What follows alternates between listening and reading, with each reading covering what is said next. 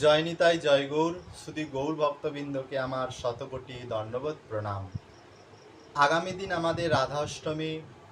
প্রত্যেক মনুষ্য জীবকে এই রাধা অষ্টমীর ব্রত করা অত্যন্ত আবশ্যকতা। কারণ এই রাধা অষ্টমীর ব্রতের দ্বারা অনেক পুণ্য ফল প্রাপ্ত হয়ে থাকে।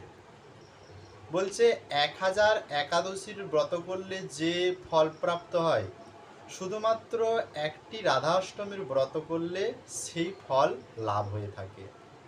সমস্ত তীর্থ ভ্রমণ করলে, সমস্ত তীর্থর জলের স্নান করলে যে পুণ্য ফল প্রাপ্ত হয়, শুধুমাত্র একটি রাধা অষ্টমী ব্রতের দ্বারাই সেই ফল প্রাপ্ত হয়ে থাকে।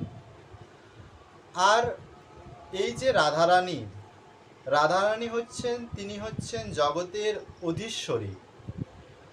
রাধারানী যখন জন্মগ্রহণ করেছিলেন, যখন তিনি পদ্মের ওপর যখন তাকে যমুনায় যখন তাকে ভাসিয়ে দেওয়া হয়েছিল, তো সেই রাধারানী যমুনার কিন্তু বিপরীতে তিনি বহন করেছিলেন। যমুনার যে স্রোত, যেই ধারা, যে যমুনা স্রোজাপথে বইছে, কিন্তু রাধারানী তার বিপরীতে বইছে। এর জন্য রাধারানী জগতের মোড়কে এবং জগতের নিয়মকে তিনি বদলে দিতে পারেন। এর জন্য রাধারানীর সেই নাম হয়েছে, ধারার বিপরীতে তিনি বয়েছিলেন বলেই এর জন্য সেই রাধারানীর নাম হচ্ছেন রাধা। এর জন্য সমস্ত মনুষ্যজীবকে অবশ্যই এই রাধা অষ্টমীর ব্রত করতে হবে। আর ব্রত অবশ্যই অভিষেক দর্শন করতে হবে, নচেত পূর্ণ ফল প্রাপ্ত হয় না। জয় নিতাই জয় গৌর শুধু গৌর ভক্তবৃন্দকে আমার শতকোটি দণ্ডবত প্রণাম। আগামী দিন আমাদের রাধা অষ্টমী।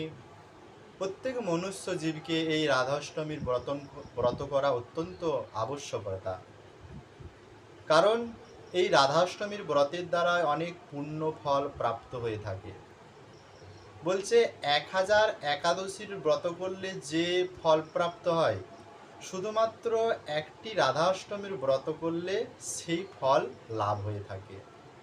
সমস্ত তীর্থ ভ্রমণ করলে, সমস্ত তীর্থর জলের স্নান করলে যে পুণ্য ফল প্রাপ্ত হয়, শুধুমাত্র একটি রাধা অষ্টমী ব্রতের দ্বারাই সেই ফল প্রাপ্ত হয়ে থাকে। আর এই যে রাধারানী তিনি হচ্ছেন জগতের অধীশ্বরী।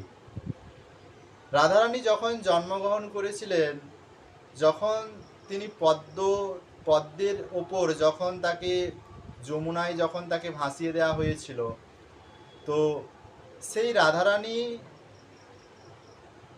যমুনার কিন্তু বিপরীতে তিনি বহন করেছিলেন। যমুনার যে স্রোত, যেই ধারা, যে যমুনা স্রোজাপথে বইছে, কিন্তু রাধারানী তার বিপরীতে বইছে। এর জন্য রাধারানী জগতের মোড়কে এবং জগতের নিয়মকে তিনি বদলে দিতে পারেন। এর জন্য রাধারানীর সেই নাম হয়েছে, ধারার বিপরীতে তিনি বয়েছিলেন বলেই এর জন্য সেই রাধারানীর নাম হচ্ছেন রাধা।